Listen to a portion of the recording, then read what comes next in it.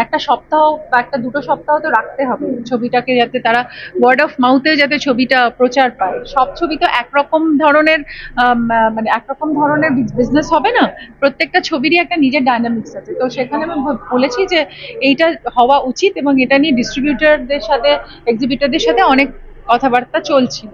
সেখানে আমি চেয়েছিলাম যে ওইভাবেই এই জায়গাটা যদি এখানে এই পর্যায়ে সলভ করে নেওয়া যেতে পারে।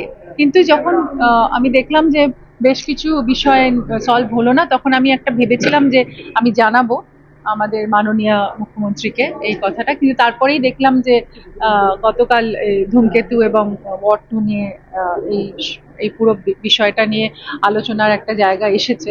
তখন আমি তখন বলছিলাম যে এই কথাটা তো আজকে থেকে না, শুধু আমার এই দুটো ছবি বলে না, আমি এর আগেও বলেছি যে সিনেমাকে একটুখানি সময়, হ্যাঁ ঠিক আছে, তারপরে সেটা চললো না চললো, দর্শক কি বললো না বললো, সেটা তো ডেফিনেটলি একটা সিনেমার ফেট। কিন্তু একটা সিনেমাকে তার, বাংলা সিনেমাকে যখন একটা কেউ ভালোবেসে বানাচ্ছে বাংলা ভাষায়, তাকে বাংলাতে একটা জায়গা দিতে হবে।